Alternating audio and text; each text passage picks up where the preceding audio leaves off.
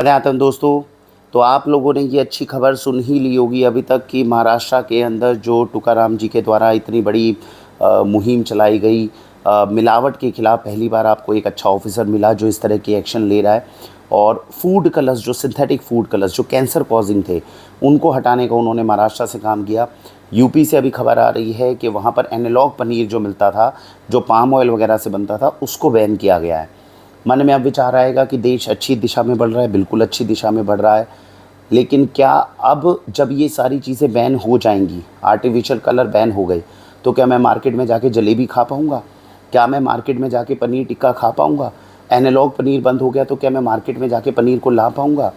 अब इस चीज़ के समाधान के लिए आप समझिएगा कि मिलावट का बेसिकली तंत्र चलता कैसे है।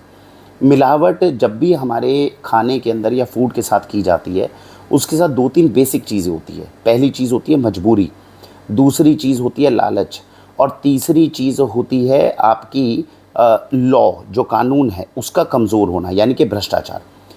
जब तक ये 3 चीज़ों के ऊपर आप डेंट नहीं मारोगे, आप किसी भी तरीके के मार्केट में ले आओ, आपको लगे एनालॉग पनीर बंद हो गया मैं जाके मार्केट से ले आऊँगा, नहीं, एनालॉग पनीर बंद हुआ है, एक नई तरीके की एडल्ट्रेशन शुरू हो जाएगी। जब तक सरकार को, लोगों को उसके बारे में पता चलेगा, तब तक वो हमारी रगों में मिलावट वाली चीज़ें पहुँच चुकी होगी। एग्जाम्पल के रूप में समझाता हूँ। आम के अंदर आपने कैल्शियम कार्बाइड लगाना शुरू करा। अब 15 साल तक आपने कैल्शियम, 20 साल तक कैल्शियम कार्बाइड वाले आम आपने सबको खिलाए। अब पता चला कि भैया कैल्शियम कार्बाइड नुकसानदायक होता है। कब पता चला हमें? 15 साल बाद। जिन्होंने वो लगाया, उन्होंने क्या लगाया? कईयों की मजबूरी थी। कईयों का ये था कि आम जब वो मंडी में लेके जाते थे तो दुकानदार कहता था, अरे भाई ये तो बहुत ज़्यादा पका हुआ है, हमें ये नहीं चाहिए, हमें तो बिल्कुल टाइट टाइट चाहिए। तो वो मजबूरी के कारण लगाते थे। कई लोग लालच के कारण लगाते थे। लालच इसलिए कि भैया छोटा पहला आम जो है वो जल्दी से तोड़ लेंगे, कच्ची अम्बी जो है वो तोड़ लेंगे और उसको कैल्शियम कार्बाइड से पका लेंगे, प्रोडक्शन ज़्यादा होगी, पैसा ज़्यादा आएगा। तीसरी चीज़ कानून का कमज़ोर होना या भ्रष्टाचार। ये चीज़ होती है कि जब मैं इस तरह की मजबूरी या लालच के अंदर जब व्यक्ति फंसता है तो वो कॉस्ट ऑफ एस्केप समझता है कि अगर मैं फंस भी गया तो मेरा कितना पैसा लगेगा।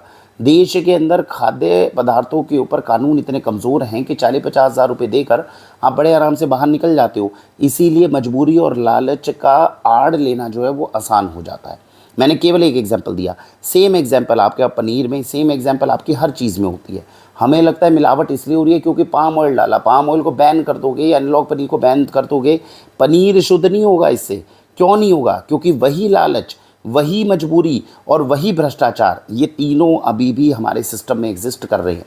फ़र्क सिर्फ इतना है, ऊपर ऊपर से देख के आपको बता दिया जाएगा, आप भी खुश हो जाओगे, एनालॉग पनीर बंद हो गया, आर्टिफिशियल कलर्स बंद हो गए, लेकिन वो फिर भी आपके खाने में एक अलग रूप में डलेंगे, जो रूप समझने में आपको अगले 8-10 साल वेट करना पड़ेगा। 10 साल बाद फिर से एक इस तरह की क्रांति आएगी, फिर से हम लोग शोर मचाएंगे, देखो ये पनीर नकली है, हम उसके ऊपर वीडियोस बनाएंगे, फिर वो चीज़ बैन हो जाएगी। इसका मतलब ये नहीं है कि आपके बच्चों तक शुद्ध भोजन पहुँचने लग जाएगा। तो मेरा आपसे यही निवेदन रहेगा, अपने आसपास में अगर आप खुद व्यापार कर रहे हैं, कोशिश करिए मजबूरी, लालच, भ्रष्टाचार तीनों से बचने का प्रयत्न करिए। और अगर आपके मोहल्ले के अंदर कोई अच्छा दुकानदार है, कोई व्यापारी है जो इन तीनों से बचने का प्रयत्न कर रहा है, उसका समर्थन करिए। हमें खुद में बदलाव लेकर आना होगा। सरकार अपनी तरफ से जो कोशिश करना चाहती है वो कर सकती है, लेकिन जब तक समाज में परिवर्तन नहीं आएगा तब तक आपके तक आने वाला भोजन भी शुद्ध नहीं हो पाएगा। मैं विस्तार से आपको इसके बारे में बताता हूँ। मैंने आपको आम का एग्जाम्पल दिया, आपने कैल्शियम कार्बाइड बंद कर दिया, तो पहली चीज़ क्या है? पहली चीज़ है मजबूरी और लालच। इसके अंदर क्या करेंगे, क्योंकि आपको कुछ ना कुछ तो चाहिए, तो आप कैल्शियम कार्बाइड नहीं लाएंगे, लेकिन उसकी जगह चाइनीज़ पुड़ियाँ लगाना शुरू कर देंगे। आपने बीच में देखा होगा ना, कई बार डिस्ट्रीब्यूटर से पूछा गया, वहाँ पे मंडी में पूछा गया, अच्छा भाई कैल्शियम कार्बाइड तो सरकार ने बैन कर दिया, अब क्या करते हो? तो बोलते हैं अब हम चाइनीज़ पुड़ियाँ लगा देते हैं। कानून से बचना है। दूसरी चीज़ क्या है? भ्रष्टाचार। भ्रष्टाचार है तो आपको पता है, अगर आप पकड़ भी जाओगे तो सरकारी अफसर क्या कहेगा? वो पकड़ेगा कैसे आपको? वो खुद उसके हाथ बंधे हुए हैं। और नहीं तो फूड कानून में जितना भी है उतने पैसे लेके छूट जाओगे। आ जाइए आप पनीर के ऊपर। आपने कहा मार्केट के अंदर एनालॉग पनीर हमने बंद कर दिया। एनालॉग पनीर कैसे बनता? वो बनता है वेजिटेबल ऑयल से, पाम ऑयल वगैरह डाल के। आपने ये बंद कर दिया, चलो बंद कर दिया। अब आप पनीर कैसे बनाओगे? अब आप पनीर दूध से बनाओगे। दूध कहाँ से आएगा? दूध तो 70% खुद ही देश में मिलावटी है। तो आपने मिलावटी दूध से अगर वो पनीर बना भी लिया तो वो मेरे शरीर के लिए कहाँ से सुरक्षित हो गया? क्योंकि ऑलरेडी जो दूध पी रहा हूँ वो दूध भी तो शक के घेरे में है।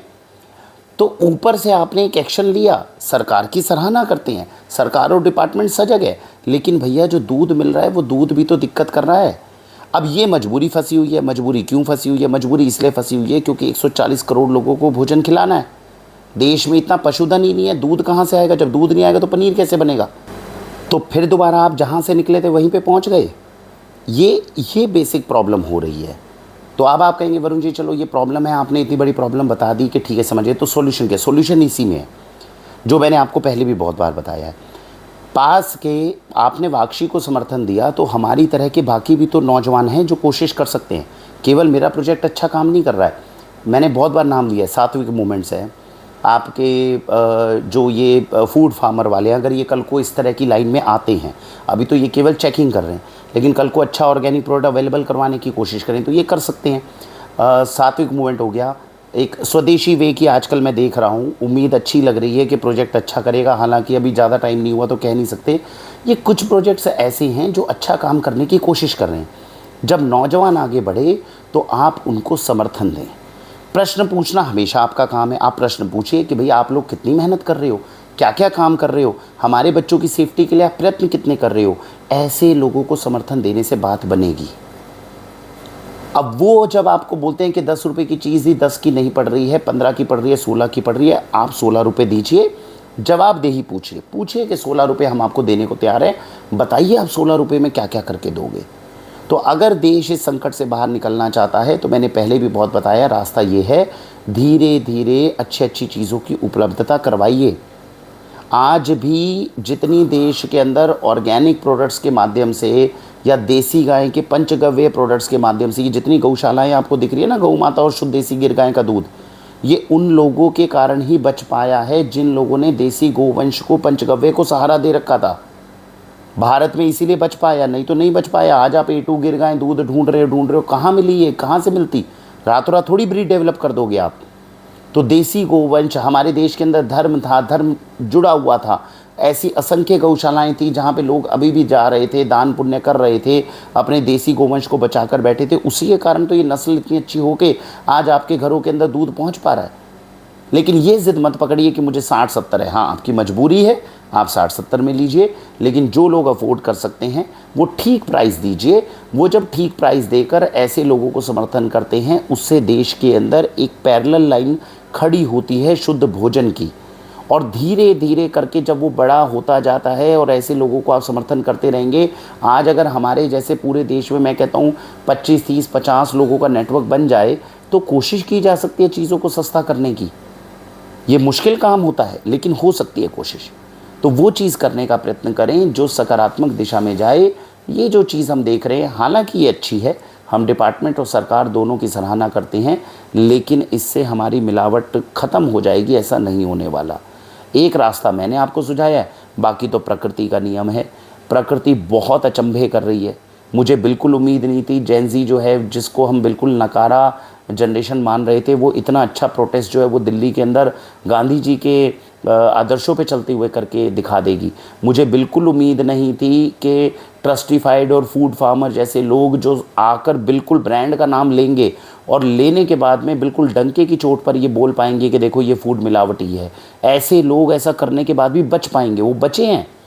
अभी एक फूड रियलिटी 07 वाला जो भाई है वो बहुत बढ़िया है, मेरे को उनका नाम नहीं अभी ध्यान में आ रहा है, वो बहुत अच्छा प्रयत्न कर रहे हैं। एक छोटे से वहाँ पे घर के अंदर रहते हैं लेकिन अपनी तरफ से कोशिश कर रहे हैं। हज़ारों करोड़ों के उनके ऊपर केस हैं, फिर भी वो लड़ रहे हैं इन चीज़ों में। मुझे बिल्कुल उम्मीद नहीं थी कि ये लोग टिक पाएंगे अपने कर्तव्य पथ पर टिक रहे हैं। तो या तो इस तरह की चीज़ हो जाए जो बिल्कुल ही मतलब उम्मीद से अच्छा कोई करके दिखा दे, नहीं तो जो मैंने आपको रास्ता बताया है उस पर धीरे धीरे आगे बढ़कर हमें उम्मीद है कि सफलता कर पाएंगे। जो मैंने रास्ता बताया उसके साथ दिक्कत ये है, ये एक लॉन्ग टर्म विज़न होता है और इस पर बहुत ज़्यादा लोग आगे एकदम चल नहीं पाते, लेकिन अगर कोशिश करेंगे तो चल पाएंगे, सकारात्मक दिशा मिलेगी। भारत वंदे मातरम।